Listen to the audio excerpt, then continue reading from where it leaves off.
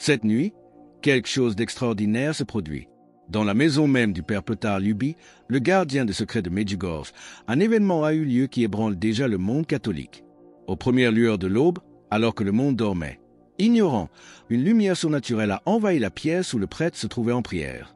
Des témoins proches rapportent avoir vu des éclairs de lumière intense filtrer par les fenêtres, accompagnés d'un silence si profond qu'il semblait avoir suspendu tous les bruits de la nuit. Mais ce n'est pas la Vierge Marie qui est apparue cette fois. C'est Jésus lui-même, manifesté avec un message d'une urgence sans précédent. Les paroles prononcées parlent d'un événement imminent, quelque chose qui doit arriver avant Noël, un signe que personne ne pourra ignorer. La nouvelle se répand déjà à une vitesse fulgurante. Ce que le père Petar a vu et entendu représente peut-être la révélation la plus bouleversante de ces 40 dernières années. Des sources proches de Medjugorje confirment. Le père Petar, connu pour sa discrétion absolue concernant les secrets, a parlé. Non pas en détail, mais avec des mots qui pèsent comme des pierres sur la conscience. La vision a eu lieu pendant sa prière nocturne. La présence divine s'est manifestée avec une force qu'il a décrite comme impossible à supporter par les seules forces humaines. Comme petit merci de nous rejoindre aujourd'hui, nous offrons un moment de bénédiction partagée. Commentez avec le mot foi si vous êtes ouvert à recevoir une pensée finale spéciale dédiée à tous ceux qui participent. Et s'il vous plaît, appuyez sur « J'aime » si vous appréciez ces moments. Puis la voix. Jésus a parlé, révélant que le temps de la miséricorde est sur le point de se manifester d'une manière visible, concrète, indéniable. Le monde continue sa course folle, apparemment inconscient des signes qui se multiplient, guerre qui s'intensifie, tremblements de terre inexpliqués, phénomènes lumineux étranges dans le ciel. Restez bien avec nous, car au fur et à mesure que notre histoire se déroule, nous découvrirons la nature exacte de cet événement imminent annoncé par le Christ et pourquoi il est décrit comme un acte de miséricorde visible avant le jugement. Car au milieu de ce chaos mondial et de cette crise spirituelle profonde, le ciel prépare une intervention spectaculaire. Mais quelle est la nature précise de cette intervention? Et pourquoi le père Petar a-t-il été choisi pour recevoir cet avertissement final?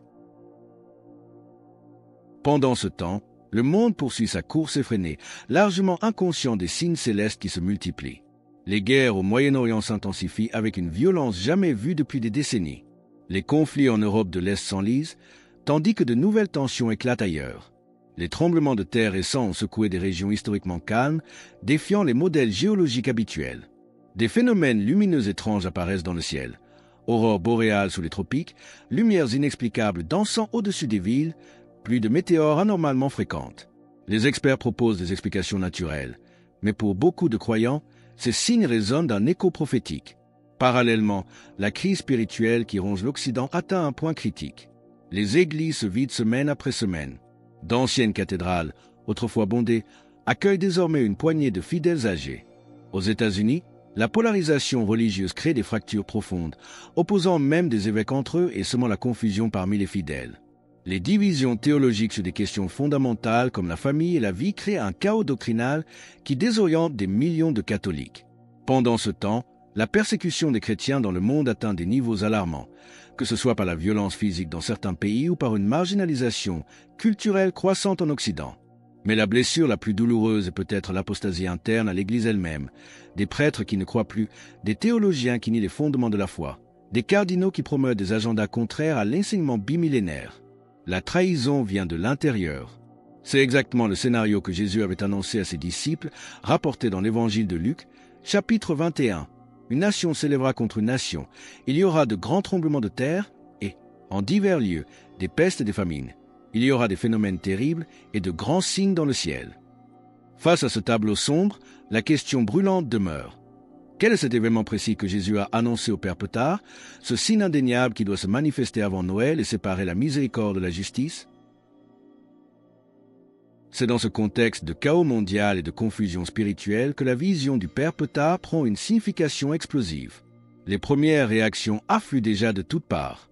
Mgr Antonio Valde, évêque émérite espagnol, a déclaré que si ces faits sont avérés, nous sommes face au moment le plus crucial de l'histoire moderne de l'Église.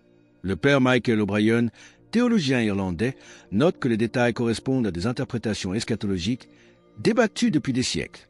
À l'inverse, des voix sceptiques s'élèvent, comme celle du jésuite Thomas Rees, rappelant que l'Église n'oblige pas à croire aux révélations privées. Mais pendant que les théologiens débattent, les témoignages de gens ordinaires racontent une autre histoire. Maria González, une Mexicaine, a rêvé 3 nuits de suite d'une grande lumière et d'une voix disant « Prépare-toi, le Seigneur vient bientôt ». Giovanni Marini, un ouvrier romain, s'est réveillé en larmes après avoir vu en songe le Christ rassemblant ses fidèles. Des témoignages similaires émergent de tous les continents. Un groupe de prière en Pologne a reçu un message prophétique parlant d'un événement lumineux qui changera le monde avant l'hiver. Une religieuse contemplative en Argentine a eu des visions récurrentes du rapt des justes. Pris isolément, ces récits pourraient être écartés. Mais leur accumulation récente, leur convergence thématique et leur diffusion géographique créent un schéma que beaucoup interprètent comme une confirmation surnaturelle. Le ciel semble préparer le monde, multipliant les avertissements. C'est précisément le cœur du message que Jésus a confié au Père Petard. Le prêtre a vu des scènes qu'il décrit comme plus réelles que la réalité quotidienne. Jésus lui a montré ce qui arrivera avant que la neige de décembre ne couvre la terre. Il lui a fait voir le moment de l'enlèvement, le rapimento en italien, cet événement qui séparera les fidèles du reste de l'humanité, le signe qui précédera le temps du jugement. Dans les paroles prononcées cette nuit-là, Jésus a rappelé qu'il viendrait comme un voleur dans la nuit pour ceux qui ne veillent pas, mais comme l'épouse attendue pour ceux qui tiennent leur lampe allumée. Il a expliqué que cet enlèvement n'est pas une fantaisie théologique marginale, mais une réalité qui se manifestera aux yeux du monde entier, un événement physique, visible, indéniable. Le Père Petard a vu des scènes précises, des maisons s'illuminant de l'intérieur, des familles en prière entourées d'une lumière dorée, des personnes s'élevant doucement de terre pendant que le monde continue, ignorant. Comment se déroulera cet événement extraordinaire et quelle sera la différence entre ceux qui seront emportés et ceux qui resteront? Le Père Petard a vu des scènes d'une beauté poignante, des maisons s'illuminant de l'intérieur dans la nuit profonde, des personnes priant le chapelet, soudainement entourées d'une lumière dorée, des familles entières s'élevant doucement de terre, tandis qu'autour d'elles, le monde continuait sa course, ignorant.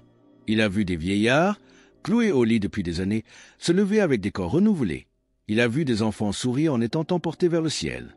La scène que Jésus lui a montrée n'était pas chaotique ou effrayante pour ceux qui y participaient, mais remplie d'une paix, d'une joie et d'un accomplissement final. Pour les justes ainsi rassemblés, c'est le moment de la rencontre tant attendue avec l'époux. Le Seigneur a expliqué que cet enlèvement n'est pas la fin du monde, mais le début de la purification finale. Ceux qui sont emportés seront préservés des épreuves terribles qui suivront. La miséricorde divine protège les siens avant que la justice ne se manifeste pleinement. C'est le même principe par lequel Noé fut sauvé dans l'arche tandis que le déluge purifiait la terre et l'eau fut tirée de Sodome avant que le feu ne descende. Dieu ne punit pas les justes avec les impies. L'enlèvement est un acte d'amour. Jésus a décrit comment cela se produira. Un son retentira dans le ciel, entendu par tous simultanément, un son surnaturel immédiatement reconnaissable comme divin. À cet instant, une lumière descendra, remplissant l'atmosphère d'une lueur dorée. Ceux qui sont en état de grâce, le cœur tourné vers Dieu, sentiront un appel intérieur irrésistible. Leur corps s'allégera, et doucement, dans une paix infinie, ils s'élèveront à la rencontre du Christ. Le Seigneur a précisé que cet enlèvement inclura tous les vrais croyants, indépendamment de leur dénomination. Ce n'est pas l'étiquette religieuse qui compte, mais l'état de l'âme. Des catholiques vivant en péché mortel resteront, tandis que des protestants ayant accepté le Christ sincèrement seront emportés. Les orthodoxes fidèles monteront aux côtés des catholiques attachés à la tradition. Tous les enfants innocents, sans exception, seront enlevés, ainsi que les adultes souffrant d'un handicap mental les empêchant de pécher consciemment. Si ce message, qui montre un Dieu juste mais infiniment miséricordieux rassemblant ses enfants de toutes les nations, résonne profondément en vous, partagez Amen dans les commentaires ci-dessous. Mais qu'adviendra-t-il de ceux qui resteront? Quelle sera leur réaction face à la disparition soudaine de millions de personnes? Et comment cet événement traumatisant servira-t-il paradoxalement de dernière chance pour beaucoup? Mais qu'adviendra-t-il de ceux qui resteront? Le Père Petard a vu leur sort, et c'est une image de chaos et de désespoir soudain. Il a vu le choc, l'incrédulité, puis la panique lorsque des millions de personnes réaliseront que leurs proches ont disparu sans laisser de traces. Il a vu le chaos exploser dans les villes alors que des voitures sans conducteur provoquent des accidents, que des avions s'écrasent faute de pilotes, et que les hôpitaux sombrent dans la panique à cause de la disparition soudaine de médecins et d'infirmières croyants. Le monde, qui continue de rejeter Dieu, se retrouvera soudainement privé du sel de la terre et de la lumière du monde, privé de ces justes dont la prière silencieuse retenait peut-être le jugement. C'est l'accomplissement terrifiant de l'avertissement de Jésus dans la parabole des 10 vierges. Lorsque l'époux arrive, celles qui ne sont pas prêtes trouvent la porte fermée. Mais Jésus a souligné que même ce traumatisme mondial servira un but miséricordieux. L'enlèvement sera si indéniable, si public, si impossible à expliquer par des moyens naturels, que beaucoup seront enfin réveillés de leur incrédulité. Ils verront clairement que Dieu existe, que le surnaturel est réel et que les promesses des Écritures s'accomplissent littéralement. Certains endurciront encore davantage leur cœur, blasphémant et cherchant des explications alternatives absurdes. Mais d'autres, saisis par la réalité de l'événement, tomberont à genoux, se repentiront, chercheront les sacrements et commenceront enfin à vivre selon la vérité qu'ils avaient ignorée toute leur vie. Le Seigneur a également révélé qu'après l'enlèvement, la situation mondiale se détériorera rapidement. Les gouvernements tenteront de maintenir l'ordre, mais le tissu social sera déchiré. L'économie s'effondrera. Dans ce vide de pouvoir émergeront des figures promettant des solutions, mais préparant en réalité le terrain pour la manifestation finale de l'Antéchrist. Cet enlèvement est donc à la fois un acte de salut pour les justes et un ultime électrochoc pour ceux qui restent. Mais Jésus n'a pas seulement montré l'événement, il a donné des instructions claires et pratiques pour s'y préparer. Quelles sont ces actions concrètes que chaque croyant doit entreprendre dès aujourd'hui pour être trouvé prêt? Jésus a insisté auprès du Père Petard que tout cela n'est pas un futur lointain, mais imminent, une question de semaines. Avant les célébrations de Noël, avant que les familles ne se réunissent en pensant avoir encore le temps, le ciel s'ouvrira. L'urgence est absolue. Celui qui doit se convertir doit le faire maintenant, immédiatement. Celui qui doit se confesser ne peut plus remettre à plus tard. La vision a inclus des instructions pratiques pour se préparer. Jésus a dit de revenir à la prière quotidienne, non pas formelle, mais venant du cœur. Le chapelet doit devenir une arme quotidienne contre les tentations et les peurs croissantes. La confession fréquente est essentielle, car personne ne sait quand viendra le moment.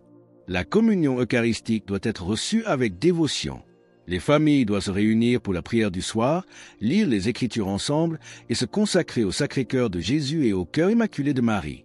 Ces pratiques créeront une protection spirituelle qui deviendra visible au moment de l'enlèvement. Le Seigneur a également parlé de la situation dans différentes parties du monde. Pour l'Europe, il a dit que les nations ayant trahi leurs racines chrétiennes connaîtront une purification particulière. Pour les États-Unis, il a parlé d'une division interne qui doit être guérie par un retour au christianisme authentique. Pour l'Amérique latine, il a promis que la dévotion mariale sera leur bouclier, mais qu'il doit résister au matérialisme. Pour l'Afrique, il a révélé qu'elle deviendrait le nouveau cœur battant de l'Église universelle. Pour l'Asie, il a parlé de la Chine comme d'un champ de bataille spirituel crucial. Pour rejoindre notre communauté et ne manquer aucune histoire inspirante, pensez à cliquer sur « J'aime » et à vous abonner.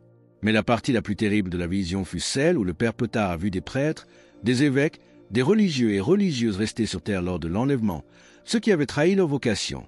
Il a vu leur honte et leur choc en réalisant que leur statut ecclésiastique ne garantissait rien, que Dieu regarde le cœur.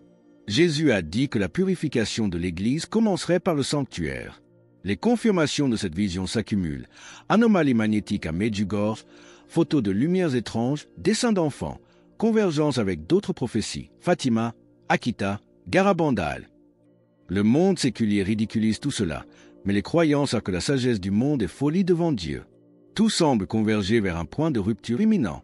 Dans ce contexte, l'enlèvement n'est pas une menace, mais une promesse de salut, l'arche offerte avant le déluge final. Le Père Petard garde maintenant le silence, retiré en prière. Son visage a changé, mêlant gravité et paix. Quand on le presse, il répond seulement « Le ciel s'ouvrira avant que la neige ne touche la terre ». Le compte à rebours a commencé.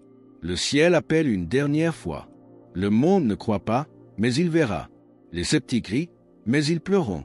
Seuls les humbles qui ont gardé la foi simple trouveront que leur attente n'a pas été vaine. Le Père Petard demeure maintenant dans un silence presque total, retiré dans la prière après avoir transmis l'essentiel de la vision. Son visage, disent ceux qui l'aperçoivent, a changé. Il porte une gravité et une paix qui impressionnent. À ceux qui le pressent de questions, il ne répond plus que par cette phrase énigmatique, devenue le symbole de ce moment historique. Le ciel s'ouvrira avant que la neige ne touche la terre. C'est le saut final sur l'avertissement. Le compte à rebours a commencé. Les signes se multiplient, les prophéties convergent, le temps se comprime. Le ciel appelle. La miséricorde frappe une dernière fois à la porte du cœur humain. Mais cela pourrait bien être véritablement la dernière fois avant que cette porte ne se ferme et que ne commence le temps de la récolte où chacun moissonnera ce qu'il a semé. Le monde séculier continue de ne pas croire, mais il verra. Les sceptiques rient aujourd'hui, mais ils pleureront demain. Les orgueilleux se sentent en sécurité dans leur suffisance, mais ils seront bouleversés. Seuls les humbles, les petits, ceux qui ont gardé la foi simple au milieu de la tempête de la modernité, ceux qui ont persévéré dans l'attente, découvriront que leur espérance n'a pas été vaine. Jésus lui-même nous a laissé cet avertissement solennel. C'est pourquoi, vous aussi, tenez-vous prêts, car le Fils de l'homme viendra à l'heure où vous n'y penserez pas. Matthieu 24h44. L'heure n'est plus à l'attente passive, mais à l'action décisive. Conversion immédiate, confession sans délai, réconciliation avec Dieu et avec le prochain, sans plus attendre. Retour à la prière du cœur, au chapelet quotidien comme arme spirituelle, à la communion fréquente reçue avec ferveur, à la consécration de nos familles au cœur de Jésus et Marie. Voilà les actes concrets qui scellent notre choix pour Dieu, les préparatifs qui nous rendront dignes d'être emportés lorsque l'époux viendra. Ne laissons pas passer cette ultime invitation. Le ciel s'ouvrira. Soyons prêts. Alors que nous concluons sur cet appel final à la préparation avant l'ouverture imminente du ciel, nous vous invitons à déclarer votre foi. Commentez « Jésus est roi ci-dessous » pour affirmer cette vérité avec nous. Et votre parcours ne doit pas s'arrêter ici. Cliquez sur la vidéo qui apparaît maintenant sur votre écran pour un autre message puissant que nous avons préparé pour vous.